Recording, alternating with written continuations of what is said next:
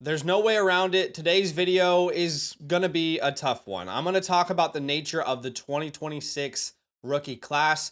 We're going to talk about how we can prepare for it a year out. There's some very, very important context that is necessary for a video like this. So I'm going to ask you guys, I don't typically do long intros, but if you can give me 5 minutes so we can get all on the same page for this type of context, you're going to benefit very much in your Dynasty leagues. And this video is going to be very helpful for everyone. All right, so this time last year, I made a video and I specifically was asking you guys to go out and buy 2025 rookie picks because the general consensus was that the class wasn't going to be good. Now, I didn't necessarily agree with that sentiment. All right, after doing my own research and forming my own opinions on the class, I didn't feel that way. And I told you all the reasons why I believed that the class was vastly underrated. All right, number one, we had a running back class that was absolutely stacked, which we covered in detail last offseason in multiple videos before the 2024 season even began. We had 5 potential superstars at the running back position and 10 guys that we thought could be serious contributors from day one.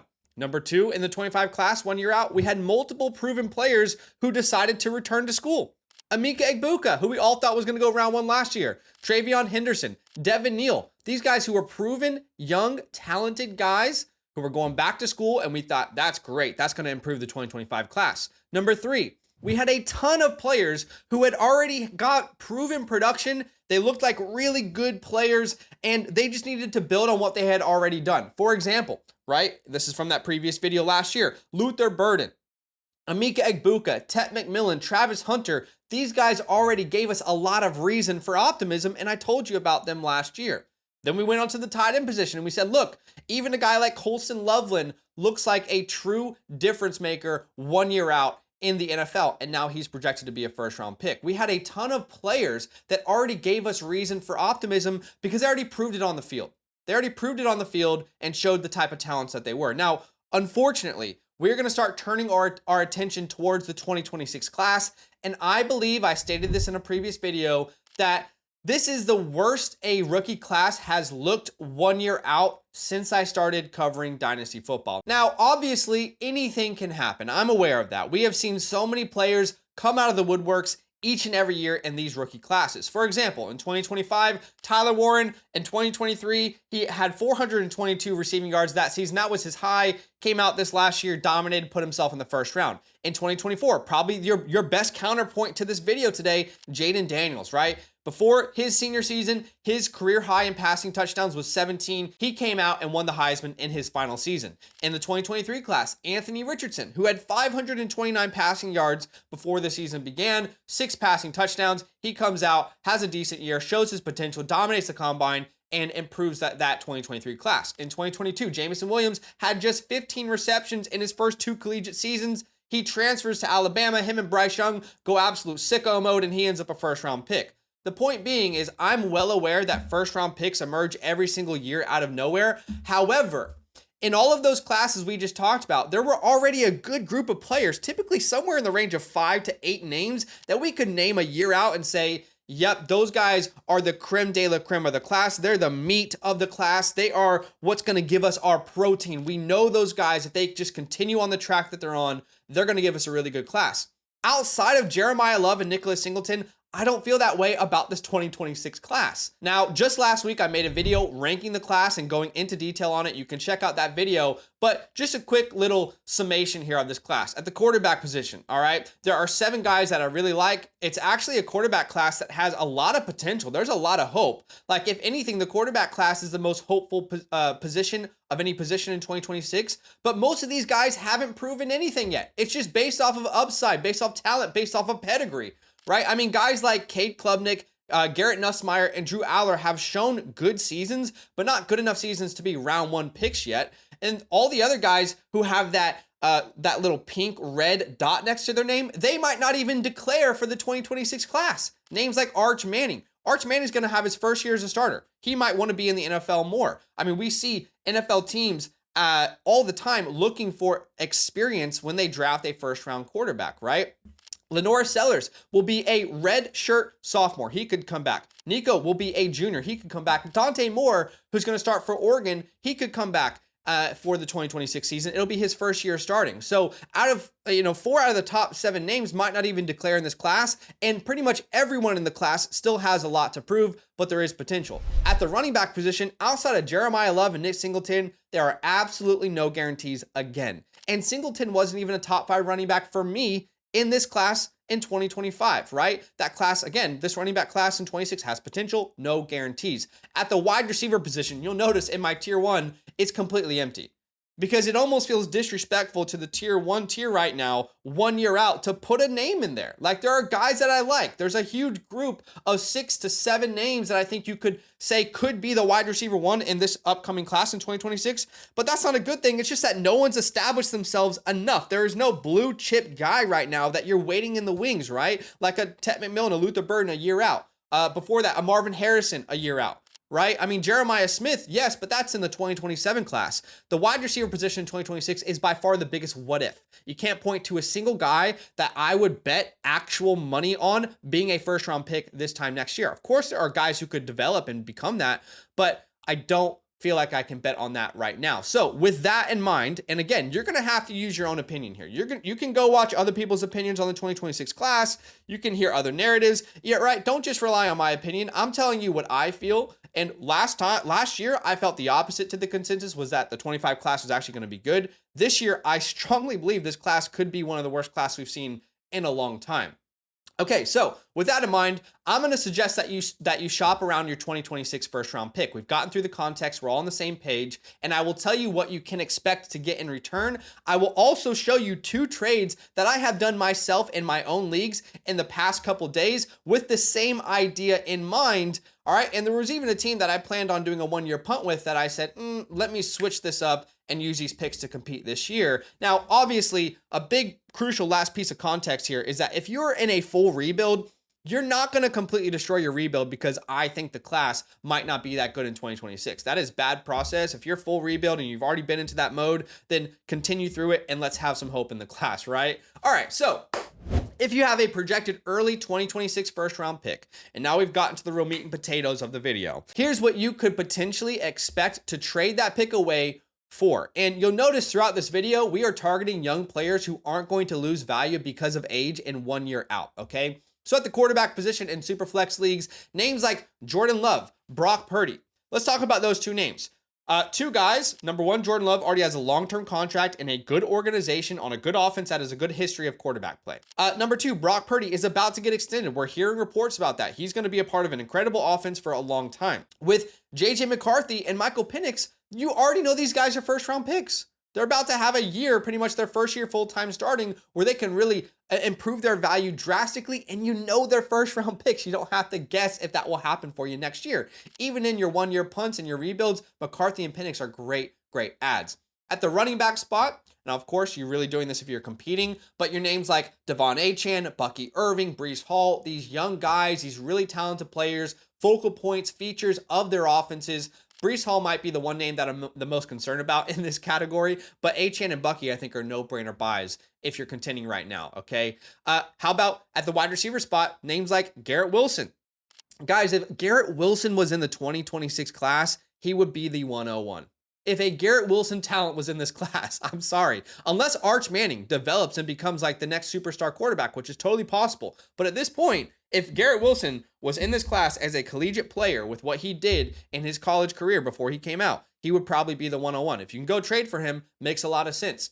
T. Higgins, he just signed a long-term contract with Cincinnati. You know what you're getting. Rome Odunze, another guy who would very clearly be the number 1 wide receiver in this class, point blank period, unquestioned. If you can go get him, why not do it, right? And then at the tight end position, Trey McBride. Now in tight end premium leagues, that's not going to be possible, but you guys who are out there in your non-tight end premium leagues, there's no reason to go out there and give it a go, right? For example, if you're a team that you want to contend this year with, and you have someone else's first round pick, and they want to retool, and they have some of these players, that's going to give you a ton of leverage. All right, moving on to the mid first round in 2026. We already talked about Brock Purdy, but 2 other names emerge here. Trevor Lawrence, who has a long-term contract with an offense that should be going in the right direction, right? We should continually see progress with this offense. They brought in Liam Cohen, a great offensive mind. Brian Thomas in his 2nd year. We'll see what they do with their top 5 pick in the NFL draft. but Trevor Lawrence has shown you he's not going to tank value as this young guy with,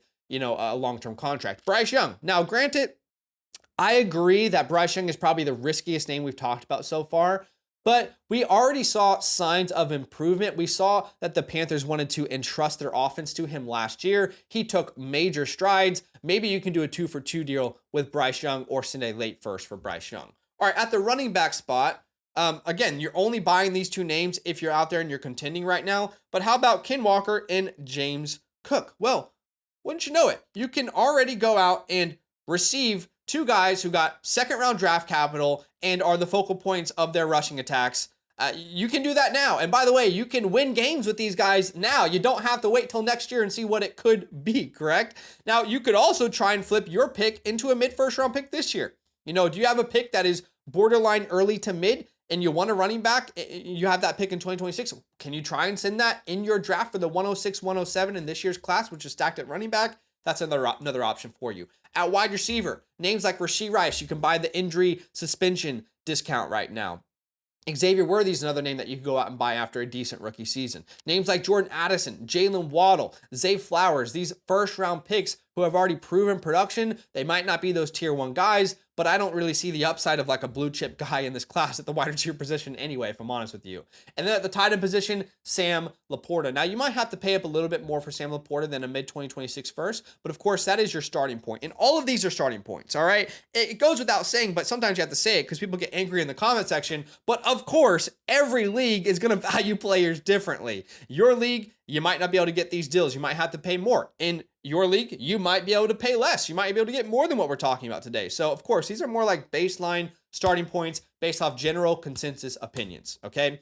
Late 2026 first, before I get into some trades that I've done that I'll show you here, in the late 2026 first round, you're looking at Trevor Lawrence, Bryce Young again. There's not really another quarterback that kind of shows up. But you could also try and trade this pick for a 2025 first round pick. Let's say the 107, 108, 109, 110 kind of late range. At the running back spot, again, Ken Walker, James Cook. Right now, you can get those guys for late 2025 first round picks. In some leagues, if people are rebuilding and they truly want to move on from Ken Walker, James Cook, then you could look at sending those picks away. How about Chase Brown, who I totally agree has a lot of risk in buying right now because of the NFL draft. However, the Bengals do have a lot of needs, but more importantly, a late first in 2026 is not as risky, in my opinion, to send away as a late first in 2025. I think these classes have different strengths, and I would be totally comfortable to try and acquire Chase Brown at that price. How about Chuba Hubbard, who led this team over 16 points per game, then got the contract extension? You could also look at trading this pick again, like we said earlier, for a late first in 2025. At the wide receiver position, a lot of these same names like Zay Flowers, but we also add names like Chris Olave, first round pick stuck in a shit situation. You know the talent is there. Let's just wait for the quarterback. You could see that as a buy low, right? Jamison Williams, who is for some reason continually undervalued in the industry. He had an incredible year last year. Not anyone's talking about it enough, all right? How about Brandon Ayuk? Super cheap, affordable player that has a long-term contract. Doesn't matter if they trade him or not. Wherever he goes with that contract, he's going to be a number one. Ricky Pearsall. Again, in the 2026 class, I could not bet on any player right now that I could tell you is going to be a first-round pick at the wide receiver position. Now, of course, one probably will emerge, but you could also just get Ricky Pearsall, who already was a first-round pick in one of the most stacked offensive classes we've seen in the first round in the last, multiple decades, all right?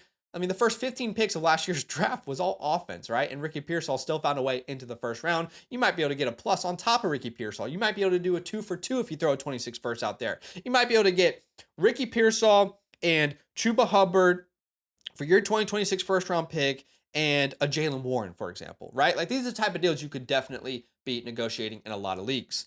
All right, and then at the tight end spot, TJ Hawkinson, I think is a very good buy low no matter what type of team you are building right now. He is still very young for the tight end position, and he's in an offense that loves to feature the tight ends itself. Or you could look at trying to trade your 2026 first for a late first. And if you're in a non-tight end premium league, guys like Colson Lovin and Tyler Warren could potentially be available there. All right, to end the video, I'm going to put my money where my mouth is, and you can see me pivoting in some of my leagues. Now, if you are in my leagues and you're watching this video, because I know there's 60 of you or however many it is, then you've probably gotten a trade from me in the past week and a half or 2 weeks where I've been trying to trade away my 2026 first round picks. I'm sorry, I had to send out mass amounts of trades before this video came out because I have no competitive advantage in our leagues. Everyone knows my thoughts to a T, right?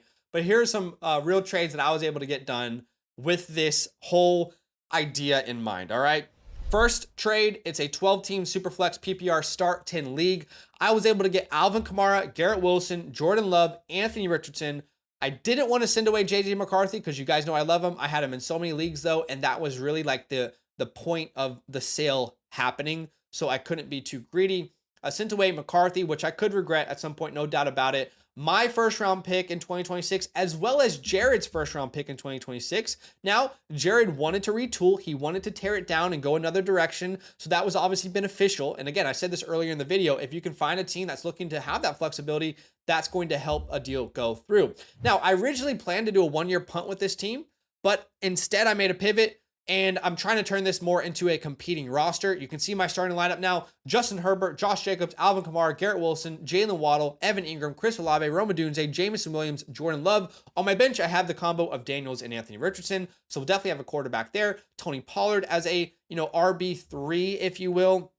And we've also got the 104 and the 105 in this year's class, which I think can really bolster my flex positions and my starting running backs.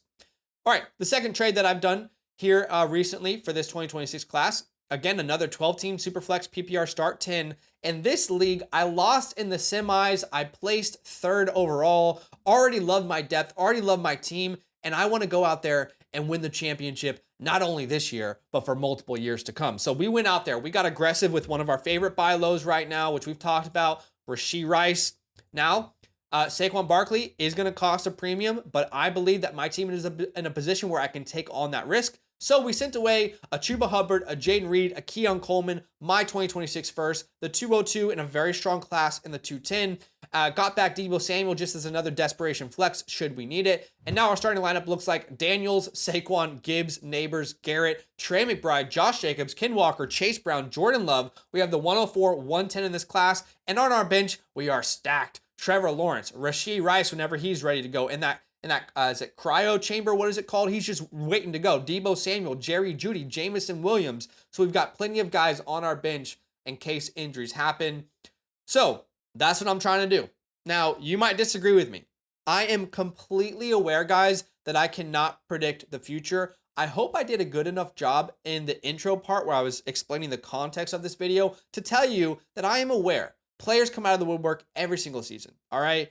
But my concern is that while that always happens, there's typically a really good batch of players that gives you the meat of a class.